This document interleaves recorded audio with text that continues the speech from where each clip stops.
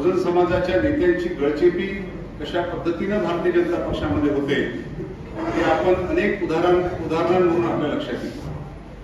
गोपीनाथराव मुंडे असतील, खडसे साहेब असतील, शिवणकर साहेब असतील, अरुणभाऊ अडसड असतील, त्या भाऊसाहेब फुलकर असतील, हे संपूर्ण बहुजन नेते त्या काळामध्ये भारतीय जनता पक्षाच्या वाढीसाठी कारणीभूत होते. आणि ज्यावेळेस पक्ष वाढला त्या पक्ष वाढीनंतर पद्धतशीरपणानं या संपूर्ण बहुजन नेत्यांना बाजूला करण्याचं काम भारतीय जनता पक्षामध्ये झालं. आणि म्हणून माझी विचारधारा काँग्रेस पक्षाच्या प्रती जी समर्पित राहिली, माझ्या राजकीय प्रवासाचं पण मी त्या ठिकाणी वर्णन केलं की एका योगायोगानं मी राजकारणामध्ये माझा प्रवेश झाला आणि राजकारणामध्ये प्रवेश झाल्यानंतर एका विचारधारा समजून घेतल्यानंतर त्या विचारधारेला समर्पित होऊन मी काँग्रेस पक्षाचं राजकारण सातत्यानं करत आहे. आणि हे करत असताना माझे वडील भारतीय जनता पक्षामध्ये होते. त्यांनी ह्या नागपूर शहरातलं दुकान सुरू केलं होतं, ते दुर्दैवानं सुरू केलं होतं आणि आता काँग्रेस पक्षाचा अध्यक्ष म्हणून ती जबाबदारी आता माझ्यावर निर्माण झालेली आहे, अशा प्रकारचं माझं विधान. त्यावर नागपूर जिल्ह्याचे पालकमंत्री सन्माननीय चंद्रशेखर बावनकुळे साहेब यांनी माझ्या प्रती सहानुभूती व्यक्त केली आणि मला एक सल्ला दिला की प्रफुल्ल भाऊ, आपण थोडं काँग्रेसच्याच नेत्यांपासून जपून राहा आणि आपलं दुकान काँग्रेसचेच नेते बंद करतील, अशा स्वरूपाचं स्टेटमेंट आज वर्तमानपत्रामध्ये मी वाचलं. मी बावनकुळे साहेबांचा मनपूर्वक आभार मानतो की त्यांच्या प्रदीर्घ राजकीय अनुभवाचा त्यांनी मला सल्ला दिला. ते यासाठी त्यांनी मला सल्ला दिला कारण बावनकुळे साहेबांचं स्वतःचं दुकान 19 मध्ये बंद झालं. चालतं फिरतं दुकान. बावनकुळे साहेब नागपूर जिल्ह्याचे पालकमंत्री होते आणि भारतीय जनता पक्षानं त्यांचं तिकीट कामठी विधानसभा मतदारसंघातून कापलं आणि त्यांचं दुकान बंद केलं होतं. मला आज पुन्हा आठवलं की बावनकुळे साहेब धावत पळत मला देत नसाल तर माझ्या पत्नीला द्या तिकीट, माझ्या पत्नीला देत नसाल तर मुलाला द्या, अशा वल्गना करत धावत पळत 5-10 हजार लोक घेऊन त्या तहसील कार्यालयामध्ये गेले नॉमिनेशन भरण्यासाठी आणि परत आले. त्यामुळे त्यांचं दुकान कोणी बंद केलं हे आपण समजून घेतलं पाहिजे. आणि भारतीय जनता पक्षानं फक्त त्यांचं दुकान बंद केलं नाही, तर किल्ली तुर्पामध्ये पूर्ण बंद करून ठेवलं आणि किल्ली कन्हान नदीमध्ये नेऊन फेकून दिली. आणि कन्हान नदीमध्ये फेकून दिल्यानंतर आणि ते पूर्ण वैराग्यग्रस्त स्थितीमध्ये मी बावनकुळे साहेबांना त्यावेळेस पाहिले. त्याच कालखंडामध्ये अनेकदा माझ्या त्यांच्यासोबत भेटी झाल्या आणि त्या भेटीच्या दरम्यान त्यांच्या ज्या चर्चा होत्या त्या चर्चा अत्यंत नैराश्यजनक होत्या. आणि मग 5 वर्षाच्या वनवासानंतर त्यांना फक्त त्या वनवासाच्या कालखंडामध्ये त्या कन्हान नदीमध्ये पुन्हा खोदकाम करावं लागलं, रेती उपसावी लागली आणि मोठ्या प्रमाणात रेती उपसल्यानंतर मग त्यांना ती चाबी सापडली. ही चाबी घेऊन मग त्या मागच्या दारानं आपल्या बावनकुळे साहेबांचा त्या ठिकाणी प्रवेश झाला. आता भारतीय जनता पक्षाचं जे दुकान आहे ते अनैतिक दुकान आहे. कालच्या आपण मध्य प्रदेशची जर घटना बघितली की लोकशाहीला ज्या पद्धतीनं ते लोकशाहीवर लोकशाहीच्या विरुद्ध काम करून राहिलेले आहे. नॉमिनेशन अर्ज मध्य प्रदेशमध्ये राज्यसभेच्या काँग्रेसच्या उमेदवार मीनाक्षी नटराजन यांचा ज्या पद्धतीनं उमेदवारी अर्ज बाद करण्याचं काम भारतीय जनता पक्षानं इलेक्शन कमिशनच्या माध्यमातून करून घेतलं, त्यावरून आपल्याला लक्षात येईल की भाजपाचं जे दुकान आज दिसून राहिलेलं आहे ते भाजपाचं दुकान हे अनैतिक आहे, ते लोकशाही विरुद्ध आहे, ते संविधान विरुद्ध आहे. ते तंत्रमंत्राचा वापर करत ते दुकान आज आपल्याला दिसून राहिलेलं आहे. भाजपानं याआधी अनेकांची दुकानं बंद केली हे मात्र खरं आहे. आमच्या व्यापाऱ्यांची पण दुकानं बंद केली नाही, जीएसटी लावून बंद केली, नोटबंदी लावून बंद केली. त्यामुळे भाजपाचं ते एक्सपर्टीज आहे दुकानं बंद करण्याची, पण ती एक्सपर्टी नीतिमत्तेच्या आधारावर नाही, अनैतिक आहे, अव्यवहारी आहे, चुकीच्या पद्धतीची आहे.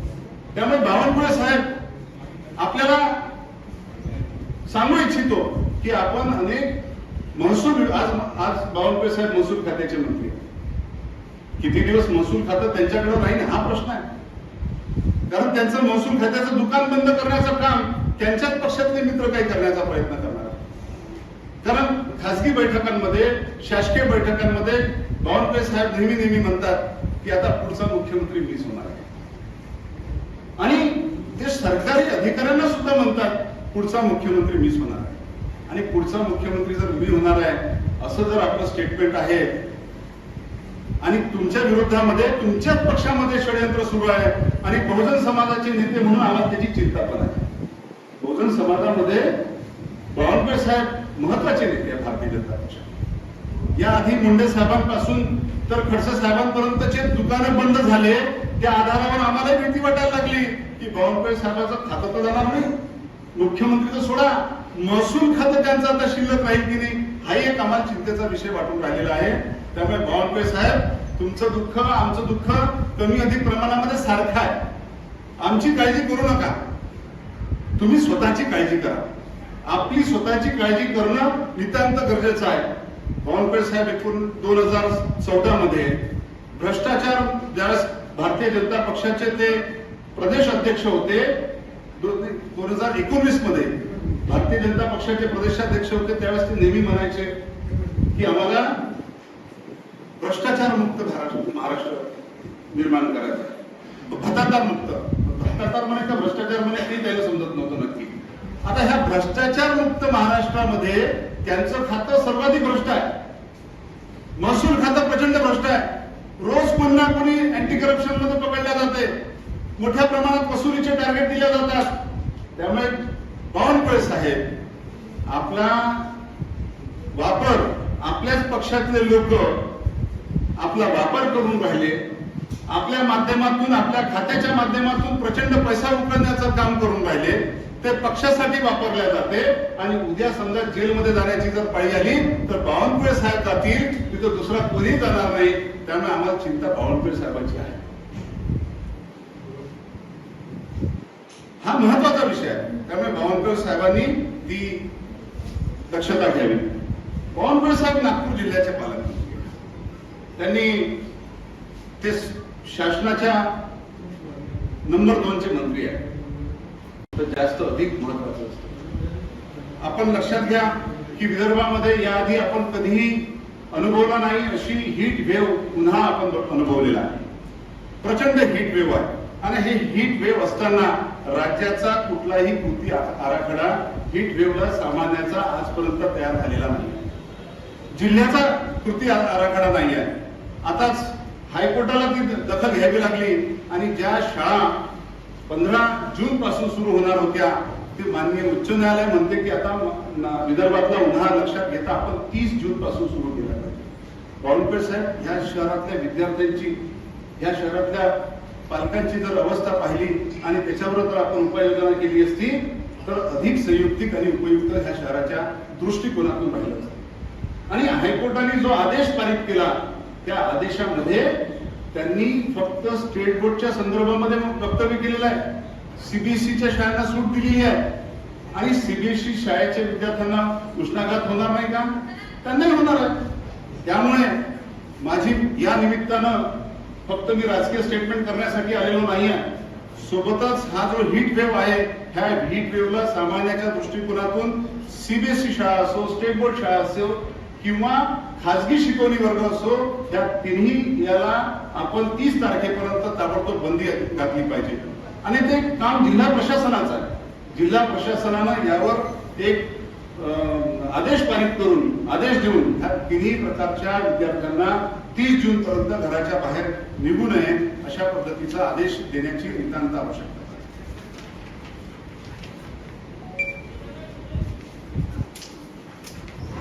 हा 2024 साली महाराष्ट्र राज्य उष्णाघात कृती आराखडा या ठिकाणी तयार झाला होता. त्या कृती आराखड्यामध्ये प्रत्येक जिल्ह्याचं त्यांनी काय उपाययोजना करायच्या आहेत, महसूल विभागानं काय करायचे आहे, आरोग्य विभागानं काय करायचे आहे, त्या वेगवेगळ्या विभागानं काय काय करायचं आहे त्याच्या उपाययोजना काहीतरी दिलेल्या होत्या. त्याची कुठेही अंमलबजावणी केल्या जात नाही. सोबतच नागपुरामध्ये जवळजवळ 100 लोकांचा उष्माघाताने बळी गेलेला आहे, मृत्यू झाला. ही रिपोर्टेड बातमी आहे. पोलीस विभाग म्हणते 25 लोकांचं झालं आणि नागपूर महानगरपालिका म्हणते उष्माघाताने कोणाचाही जीव गेलेला नाही, कोणाचाही मृत्यू झालेला नाही. त्या संदर्भात नक्की स्पष्ट भूमिका जिल्हा प्रशासनाच्या माध्यमातून, पालकमंत्र्यांच्या माध्यमातून सामोरे येणं गरजेचं आहे. पालकमंत्र्यांचं त्याच्यावरती काही भाष्य नाही, त्या संदर्भात काही बोलत नाही. फक्त ग्रीन नेट काही चौकामध्ये सिव्हिलाइन्सच्या परिसरामध्ये लावला म्हणजे उष्माघातावरच्या उपाययोजना आम्ही केल्या असा त्याचा अर्थ होत नाही. या शहरामध्ये 100 पेक्षा अधिक लोक मृत्युमुखी उष्माघाताने पडले, त्याच्यावर उपाययोजना नाही. सिमेंट रस्त्यामुळे प्रचंड टेम्परेचर वाढलं, थर्मामीटर लावल्यानंतर अजूनही 60च्या वर टेम्परेचर येऊन राहिलेलं आहे. अशा स्थितीमध्ये सरकार म्हणून, प्रशासन म्हणून संपूर्ण स्तरावरती हे सरकार फेल झालेलं आहे. बावनकुळे साहेब फेल झालेले आहे. याच्यावर उपाययोजना करण्याची आवश्यकता त्यांना होती, त्यांनी कुठली उपाययोजना केली नाही. त्यामुळे बावनकुळे साहेबांना माझा सल्ला आहे की त्यांनी थोडस प्रशासनाकडे लक्ष द्यावं. त्यांनी प्रशासकीय काम अधिक करावं, राजकीय काम कमी करावं. राजकीय कामाची जबाबदारी त्यांच्या पक्षामध्ये त्यांनी दुसऱ्याकडे ती ट्रान्सफर केली पाहिजे. आणि जिल्हा प्रशासन म्हणून, जिल्ह्याचे पालकमंत्री म्हणून आपली जी जबाबदारी आहे, मोठ्या प्रमाणात अजूनही ड्रग्स सापडल्या जातात, ड्रग्स पकडल्या जातात. नागपूर शहर हे आता ऑरेंज सिटी राहिली नाही. मी सांगितलं, रोज नवीन नवीन बातम्या येतात की ड्रग्स पकडल्या चाललेला आहे. त्यामुळे त्यावर उपाययोजना करण्यासाठी तुम्ही बैठका घेतल्या का? पेपर फुटीच्या संदर्भात तुम्ही काय उपाययोजना केल्या? नागपूर विद्यापीठामध्ये आपण कुठलंच पेपर फुटीचं प्रकरण होऊन राहिलेलं आहे. त्याच कंपन्यांना सातत्यानं काम दिल्या जाऊन राहिलेले आहे. विद्यार्थ्यांचे प्रश्न आहे, पेट्रोलची टंचाई आहे, या ठिकाणी गॅसची टंचाई आहे, त्याचा काळाबाजार मोठ्या प्रमाणात होऊन राहिलेला आहे. हे अनेक प्रश्न असताना बावनकुळे साहेबांनी माझ्याप्रती जी संवेदना व्यक्त केली त्याबद्दल मी त्यांचा व्यक्तिशः आभार मानतो. मात्र ह्या पण प्रशासनाकडे माझी काळजी करण्यापेक्षा त्यांनी जनतेची काळजी करावी, जनतेच्या हिताच्या दृष्टिकोनातून प्रयत्न करावे, एवढंच मी बावनकुळे साहेबांना आजच्या या प्रसंगी सल्ला देतो आणि या ठिकाणी थांबतो. कोणाचे जर काही प्रश्न असतील या संदर्भामध्ये तर आपण या ठिकाणी विचारू शकतो. हो, आपण नेमकं एक महापालिकेवर गंभीर आरोप केलेला आहे की एका वर्तमानपत्राला इंटरव्ह्यू देताना की महापालिका भ्रष्टाचाराचं विद्यापीठ आहे. विरोधी पक्षी होतं एवढे वर्ष, ते थांबवण्यात का बरं यश नाही मिळालं त्या गोष्टी? प्रश्न असा आहे की ती जबाबदारी राज्यकर्त्यांची आहे. राज्य व्यवस्था कशी असली पाहिजे हे निर्धारित करण्याचं काम हे कुणाचं आहे? सत्ताधाऱ्यांचं आहे. आणि 2007 पासून सातत्यानं भारतीय जनता पक्षाची सत्ता आहे. आणि 2007 पासून ह्या शहरामध्ये ज्या पद्धतीचा भ्रष्टाचार आपण बघून राहिलेला आहे, विकासाच्या नावावर लूट सुरू आहे, कमिशनखोरी सुरू आहे. आज सिमेंट रस्त्याचं गडकरी साहेब म्हणत होते की 50 वर्ष 100 वर्षापर्यंत सिमेंट रस्ते कायम राहतील. आज चला आपण सिमेंट रस्त्याचं, मी सर्व पत्रकार मित्रांना विनंती करतो की माझ्यासोबत चला, मी तुम्हाला सिमेंटचे रस्ते दाखवतो की ह्या 5-7 वर्षामध्येच त्याला तडे गेलेले. निकृष्ट दर्जाचं काम चाललंय. जिथं निकृष्ट दर्जाचं काम होते तिथं भ्रष्टाचार झाल्याशिवाय निकृष्ट दर्जा होऊ शकत नाही. कुठल्याही ठेकेदाराला वाटत नाही की त्यांनी सबस्टँडर्ड काम करावं. मात्र कमिशनखोरी ज्या पद्धतीने सुरू आहे त्यामुळे सबस्टँडर्ड काम होऊन राहिलेलं आहे. आणि मी एक दिवस निश्चितपणानं तुम्ही चांगला मुद्दा या ठिकाणी उपस्थित केला की आम्ही सिमेंट रस्त्याचे सुद्धा दौरे करणार. ज्या ज्या ठिकाणी निकृष्ट दर्जाच्या सिमेंट रस्त्याचं निर्माण झालं त्या संपूर्ण ठिकाणी काँग्रेस पक्षाचे कार्यकर्ते आम्ही स्वतः त्या संपूर्ण रस्त्यांची पाहणी करणार आणि भ्रष्टाचाराचा पोलखोल सुद्धा करणार. हे इथंच नाही, संपूर्ण खाजगीकरण केलं. त्या खाजगीकरणांमधून जे कॉन्ट्रॅक्च्युअल लेबर आहेत त्यांच्याकडून पैसे वापस घेतले जातात आणि भीतीपोटी ते कंप्लेंट करत नाही, सांगत नाही. ते सिक्युरिटी गार्ड असतील, सफाई कामगार असतील, अनेक महानगरपालिकेच्या एस्टॅब्लिशमेंटवर काम करणारे जे लोक आहेत त्यांच्याकडून एटीएम कार्ड जप्त करून ते पैसे परत घेण्याचं काम सुद्धा महानगरपालिकेमध्ये चालू आहे, अनेक वर्षापासून चालू आहे. त्यामुळे भ्रष्टाचाराची ही युनिव्हर्सिटी आहे हा माझा दावा अत्यंत बरोबर आहे.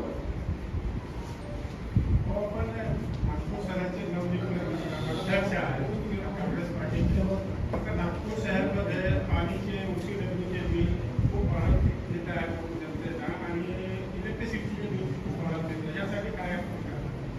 नक्कीच अनेक प्रश्न नागपूर शहरामध्ये विळखा घालून बसलेले आहेत.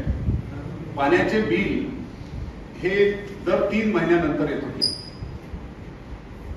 महानगरपालिकेच्या इतिहासामध्ये कधीच मंथली बिल आलेलं नाही.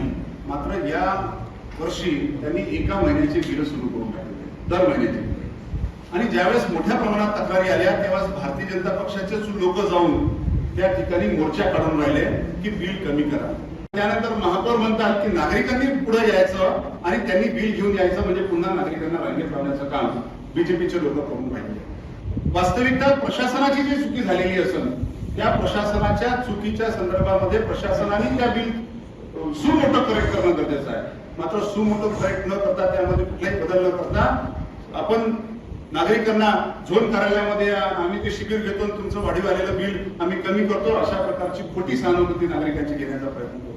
त्या OCW कंपनी कोणाची आहे, कोण त्याचे मालक आहे, कोणाचे त्याच्यामध्ये इंटरेस्ट आहे. मी अनेकदा महानगरपालिकेच्या सभागृहामध्ये या प्रश्नाच्या संदर्भामध्ये ओपनली बोललेलो आहे, कुठे घाबरून बोललेलो नाही. आणि जो कॉन्ट्रॅक्ट झाला OCW कंपनी सोबत नागपूर महानगरपालिकेचा, त्या कॉन्ट्रॅक्ट कंडिशनची फुलफिलमेंट किती झाली त्या संदर्भात व्हाईट पेपर काढा, ही पण मागणी माझी होती. आजपर्यंत त्यांनी काढलेली नाही. ते यासाठी नाही काढली की विरोधी पक्ष कमकुवत आहे, ते यासाठी काढली नाही कारण सत्ताधारी पक्ष हा हुकुमशाहीकडे वाटचाल करून राहिले, ते कुणाला जुमानून राहिलेलं नाही. त्यामुळे आता हा जो संघर्ष आहे फक्त सभागृहाच्या आत्महत्या नाही तर रस्त्यावर येऊन संघर्ष करण्याची स्थिती निर्माण झालेली आहे. इलेक्ट्रिसिटी, आजच मी वर्तमानपत्रामध्ये बातमी वाचली की तामिळनाडू सरकारनं ते जे स्मार्ट मीटर आहे त्या संदर्भामध्ये स्मार्ट मीटरची जी योजना आहे ती केंद्र सरकारची आहे. केंद्र सरकारनं संपूर्ण राज्यांना ते कंपल्सरी केलं की आपण स्मार्ट मीटर लावलं पाहिजे. ते फक्त इलेक्ट्रिकचे मीटर नाही, आता पाण्याचे मीटर सुद्धा बदलण्याची मोहीम आता हाती घेण्याचा मला माहिती मिळाली की नवीन पद्धतीचे पाण्याचे मीटर म्हणजे जनतेवर मोठ्या प्रमाणात भूर्दंड त्या माध्यमातून बसवण्याचं काम सुरू आहे. त्यामुळे जनतेचा उठावच यासाठी होणं गरजेचं आहे. आणि आता हळूहळू लोक रस्त्यावर येऊन राहिले. आपल्या लक्षात येईल, नीट असेल, पेपर फुटीचा असेल, तिथे नागपूरची ती चतुर्वेदी नावाची मुलगी तिने सुसाईड केलं नीटच्या याच्यामध्ये. राहुलजींनी त्याची दखल घेतली. मी प्रत्यक्ष ज्यावेळेस त्यांचा परिवार, ते मध्य प्रदेशचा परिवार होता आणि ते नागपुरात त्यांचा परिवार परत आल्यानंतर मी प्रत्यक्ष भेट घेतली. त्या मुलीच्या वडिलांनी आपली शेतजमीन विकून तिच्या शिक्षणासाठी, इथे ट्युशन क्लासेससाठी पैसे भरले. आपण समजू शकता नीट क्लासेससाठी किती पैसे खर्च करा. आणि ती परीक्षा रद्द झाली म्हणून ती मुलगी तणावामध्ये येऊन ती आत्महत्या करते. आणि बावनकुळे साहेबांना त्यांच्या घरापर्यंत जायची गरज भासत नाही, मुख्यमंत्र्यांना त्यांच्या घरापर्यंत समजून घेण्याची गरज भासत नाही. हा देश कोणीकडे चालला आपल्या लक्षात घ्या. यांना डेमोक्रेसी संपवायची आहे. मी काल परवाच मीनाक्षी नटराजनचं मी उदाहरण सांगितलं की ज्या पद्धतीनं राज्यसभेच्या निवडणुकीचा फॉर्म यांनी बाद केला, चुकीच्या पद्धतीने बाद केला, यावरून यांचा लोकशाहीवर विश्वास ढुलाई की जा रही है. सूचना के आधार पर हे निश्चित होते. त्यामुळे लोकलढाच या ठिकाणी नव्या पद्धतीने उभा राहावा लागेल असं म्हणतो. हो, आपण नागपुरात उष्णतेचा जो प्रश्न आहे तो समोर आलेला आहे. खूप हीट होत आहे, नागपूरकर त्रासलेले आहेत यंदा. पण एक प्रश्न जर बघितला तर जयकाडामध्ये, जयकाडा परिसरातून आपण येतात जयप्रकाश नगर ते जयकाडापर्यंत लंडन स्ट्रीटचा प्रश्न खूप मोठा येतात. तर संडेला तिथे नागपूरकर त्या झाडांची जे कत्ल होत आहे त्याच्या संदर्भात ते चिठ्ठी आंदोलन करत आहे. त्याला कुठलाही नेता, कुठल्याही पक्षाचा, म्हणजे विरोधी पक्ष, सत्ता पक्ष तर येणारच नाही, पण विरोधी पक्ष नेताही तिथे दिसलेला नाहीये त्यांच्या आंदोलनाला. येत्या दिवसात काय तुमच्या नेतृत्वात त्या आंदोलनाला सपोर्ट मिळणार आहे त्या लोकांसोबत? कारण की सर्वसामान्य लोक, जे लोक वोटर्स आहेत तिथे, ते लोकही आता त्रासलेले आहेत आणि ते लोक समोरून बोलायला लागले. निश्चितपणानं हे तिथं जे आंदोलन होऊन राहिलेलं आहे लंडन स्ट्रीटच्या संदर्भामध्ये नागपुरात मला असं वाटतं की मी एकमेव व्यक्ती असेल की त्या प्रकल्पाचा मी विरोध करत होतो. आणि 2024 मध्ये नागपूर शहरातल्या सर्व वृत्तपत्रांच्या संपादकांना एक प्रेझेंटेशन दिलं की लंडन स्ट्रीट हा प्रकल्प काय, त्याची बेसिक आयडिया काय होती, कुठल्या उद्देशाने ती महानगरपालिकेला जागा प्राप्त झाली होती आणि आता तिथं काय होऊन राहिलं. तिथं संपूर्ण PPP मॉडेलच्या माध्यमातून संपूर्ण विक्री सुरू आहे. महानगरपालिकेचं काम जनतेला सर्व्हिसेस देण्याचं आहे. महानगरपालिकेचं काम नफा कमवण्याचं नाही आहे. त्याच वृत्तपत्रांमध्ये मोठ्या बातम्या येत होत्या की 12,000 रुपये स्क्वेअर फीट तिथं जमिनीला भाव मिळाला. महानगरपालिकेचे उत्पन्न वाढलं.